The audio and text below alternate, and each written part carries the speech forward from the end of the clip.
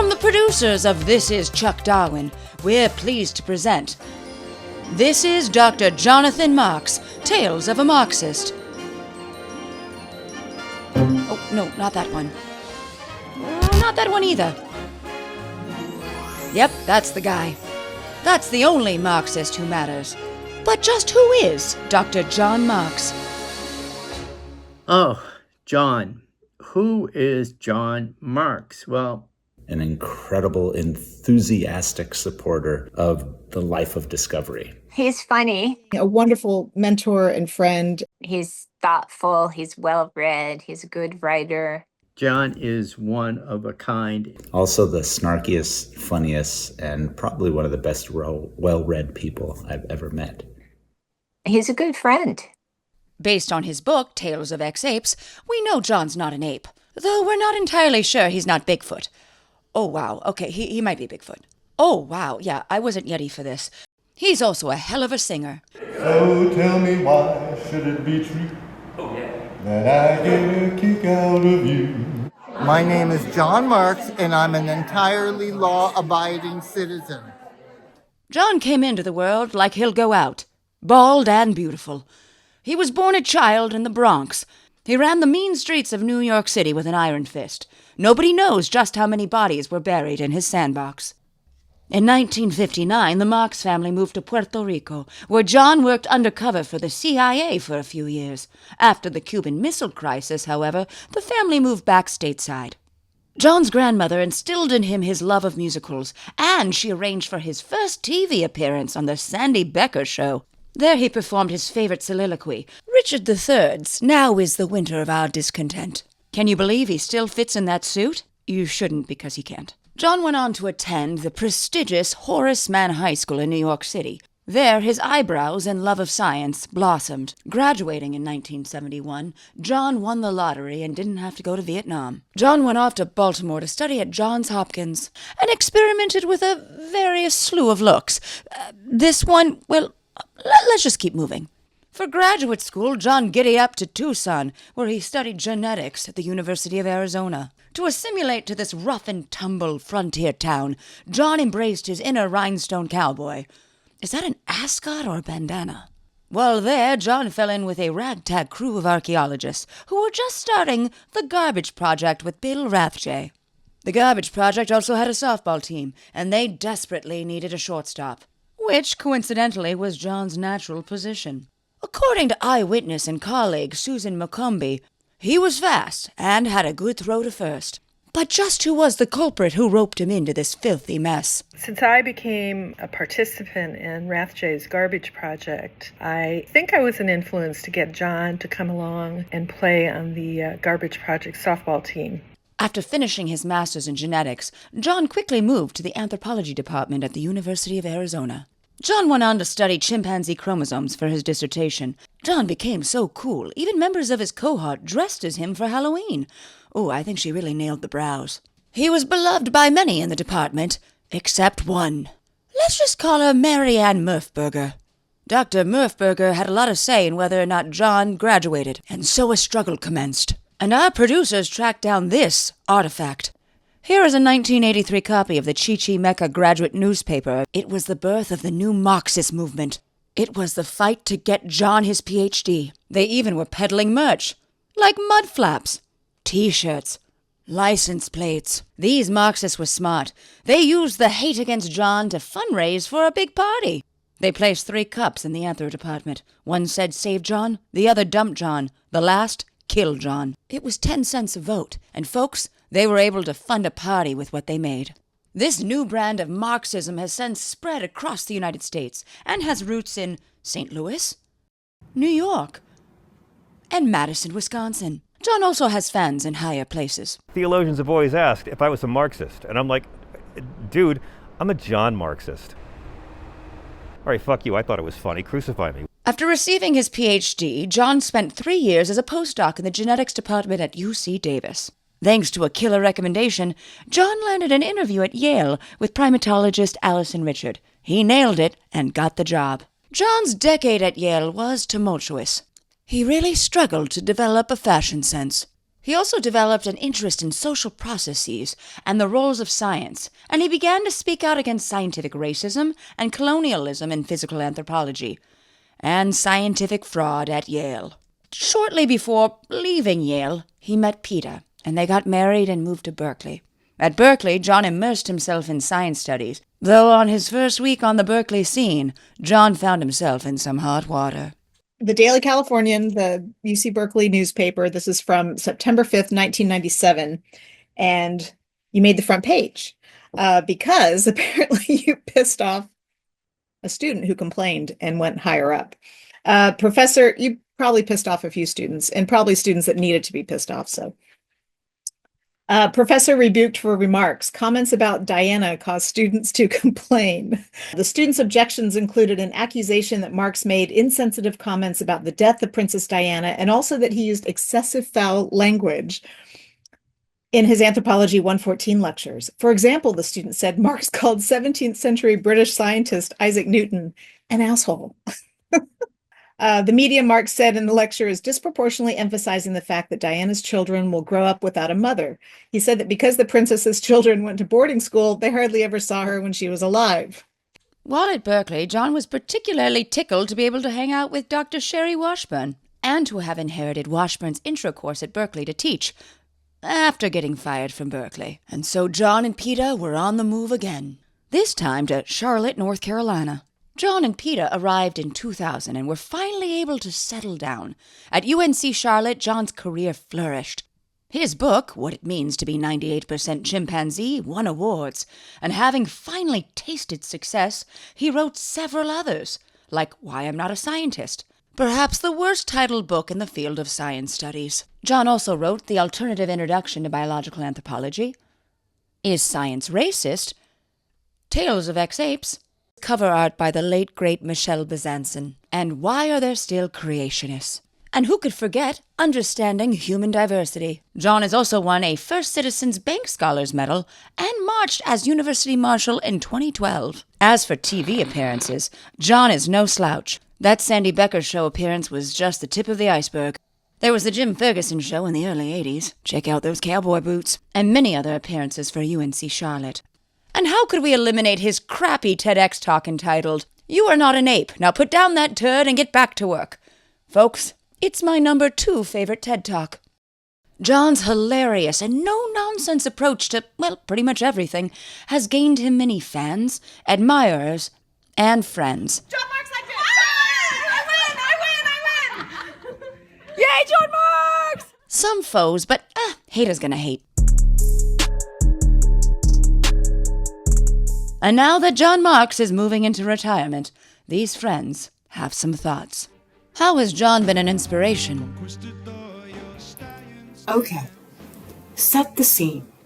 So I read your work before I met you. And so when I did finally meet you in 2011 or so, I was really nervous. Oh my gosh. I think I met John Marks at the 1988 AAPA meetings, and I didn't know him at all. And he offered me a cert, just like handed me one. And I thought that was hilarious because, you know, it implies that I had bad breath, or I don't know if he was just being social, but I took it. But I remember becoming fast friends. Then I interviewed you in 2013, and we really bonded over our love of comedy, especially Mel Brooks. So one of the ways I got to know you is somehow we ended up together giving Ashley Montague his Darwin Award.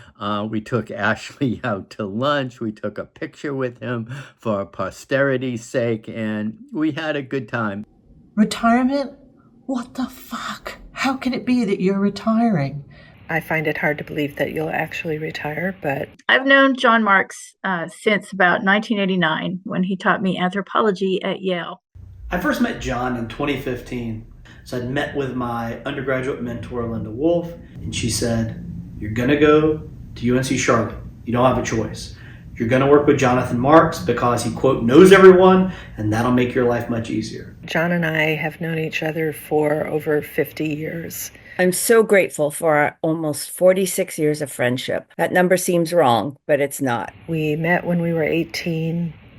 I was a University of Arizona freshman, and John was spending his junior year abroad from Johns Hopkins. And then we ended up talking. We both gave talks at those meetings. And then we ended up going out for drinks or lunch. And then as it turned into drinks, we spent hours talking. And that kind of became our tradition then at the meetings to hang out together. I was absolutely the typical Yale freshman who was trying my best, took John's class. There was a class that sounded like a lot of fun, that you got to play with fake skulls and learn about cute monkeys, and the professor was funny and irreverent and swore nonstop. John chose to do his lecture on the anthropology of swear words. Coming from Southern Baptist land, I hadn't heard some of those words spoken out loud before. And here was a professor giving a whole talk on the anthropology of some of these words. Needless to say, that professor was John Marks. I enrolled, obviously. I have so many great memories, from chatting on Saturdays at ASM to seeing Les Mis, Miss Saigon, and Phantom on Broadway when you were at Yale and I was visiting my great aunt back east. We both were living in dorms. We met where the cafeteria was, and we played computer quiz in the basement of the Park Center. And generally, John won, but occasionally he let me win. John as a mentor, not to be confused with a minotaur. Not so many people can say that they developed PTSD with their advisor. It's usually from their advisor. But don't worry, John. In a few years, you probably won't remember anyway. It's fair to say that John has probably inspired me more than any other mentor or colleague that I've had. Anytime I need advice, he is always there to give me the John Marks brand of advice that I tend to take, and it tends to serve me quite well. Your ability to reach out a helping hand. I had no financial help, and I was looking at having to leave Yale when you reached out and lent a helping hand and offered additional grant money to keep me working in your lab, which I so enjoyed, is a big reason why my degree has Yale on it and not, say, the University of Oklahoma, having to go back home. We've known each other an awful long time, and I have to thank you for some of the best advice I got during my PhD many moons ago, which was the PhD is your calling card to polite scientific society. Very influential, and I've passed it on to many struggling PhD students since, so thank you for that. He was the one who first got me started thinking about the relationship between science and religion. And here I am, a theology professor. So thanks for that, John. I think the first word that comes to mind when I think of John is irreverent. And it's probably because it's said often about his writing.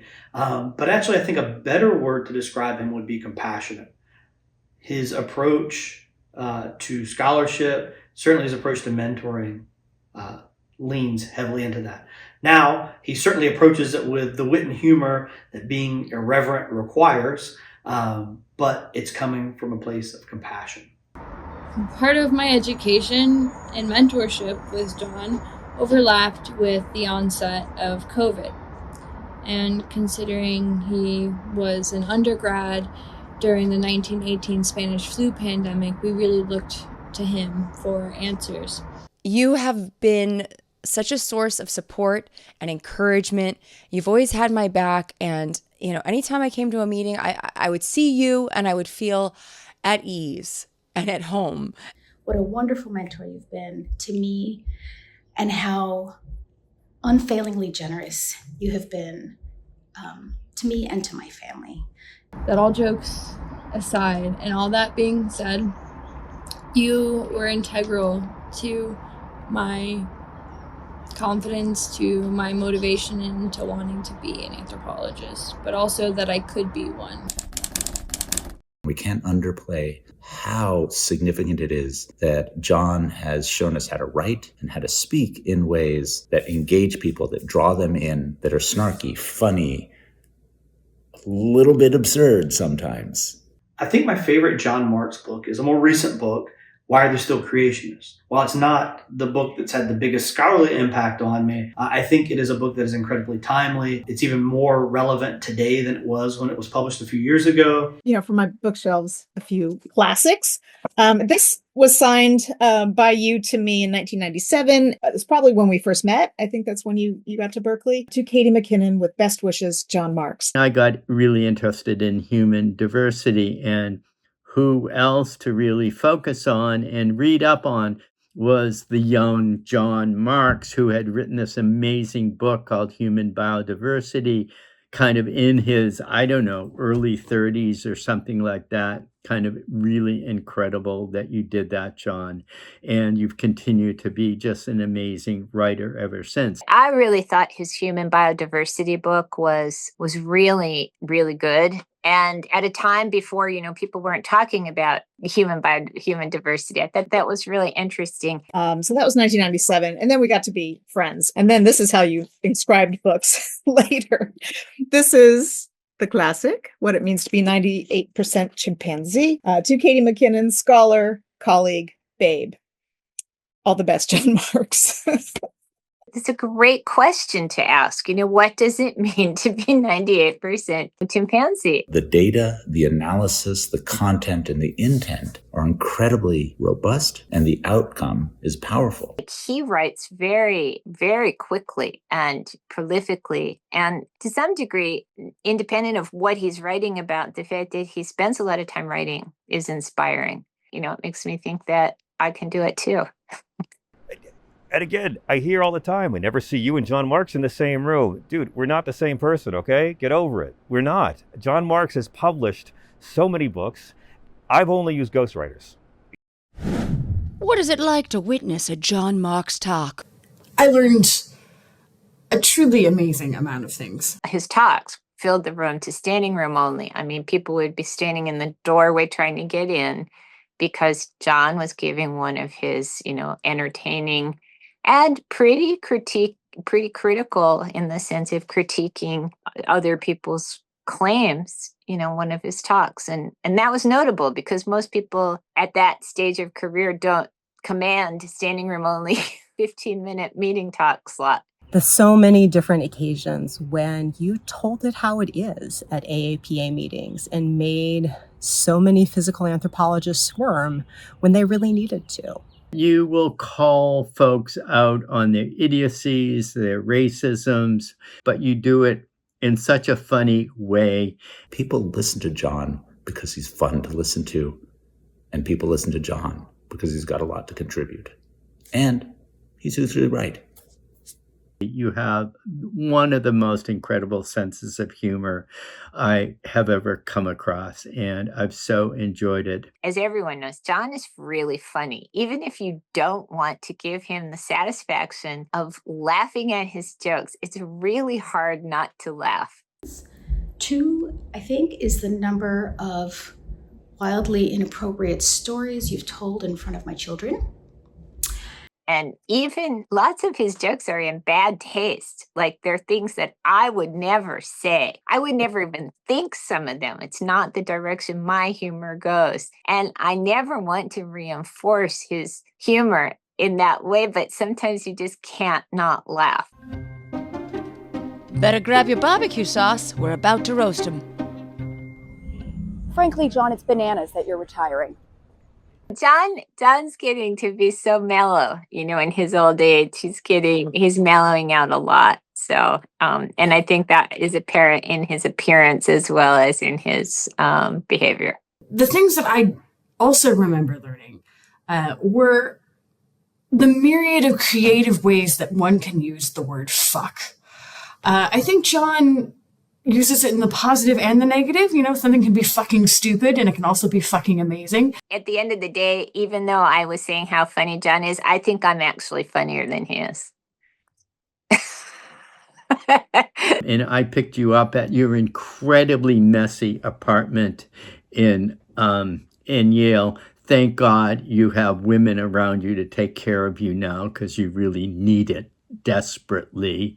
It's really funny when John Mark says anything about my hair since he doesn't have much. But and he also was the one who taught me why my pea smells when I eat asparagus. And I've thought of that many times over the years. So thank you very much for that, John. And one of my favorite stories that I ever told was back when he was doing a postdoc at UC Davis. And he was sitting in on a class taught by Sarah Hrdy on primate evolution. And during this section of the course, she was talking about the evolution of the female reproductive tract in primates. And during this lesson, John raises his hand and he says, yeah, but like, what about the baculum? Humans don't have baculums. That's weird. She says, we'll get to it. Don't worry about it. The next week, Sarah Hrdy's continuing her lesson on the evolution of the female reproductive tract. And again, John raises his hand and he says, but yeah, what about the baculum? Humans don't have a baculum. That's really weird. To which Sarah turns to him and says, John, do you ever consider maybe you're the only man who doesn't have a baculum? If John was a non-human primate, what would he be? What kind of primate would John Marks be?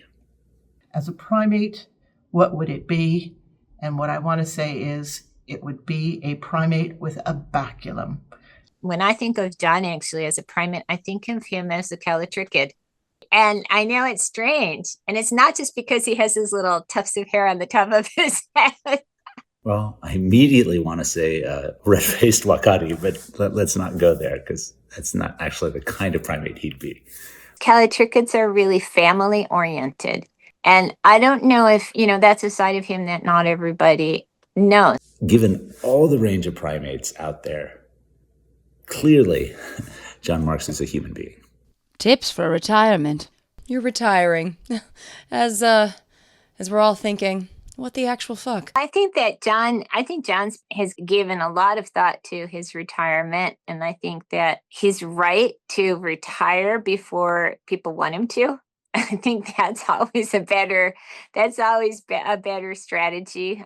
I've been retired for about 10 years, and I still have on my docket around 15 papers that I'm engaged in writing. Maybe you'll be as stupid as I am in that way. I think you should move to California now. We have better weather, better politics, and more theaters. You could all learn to surf. I think that John is going to probably reinvent himself yet again. He's made enormous contributions to our profession. He can feel proud of those achievements. And, there are people who work in his area who will be reading his work for a long time to come.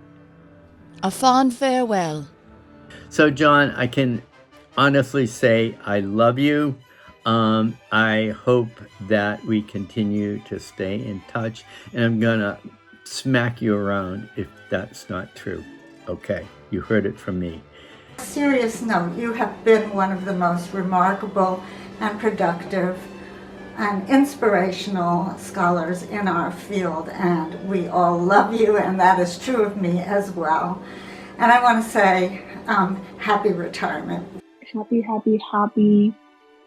That is so exciting, and I'm happy for you. I hope you have the most amazing retirement that you so richly deserve. Take care, my friend.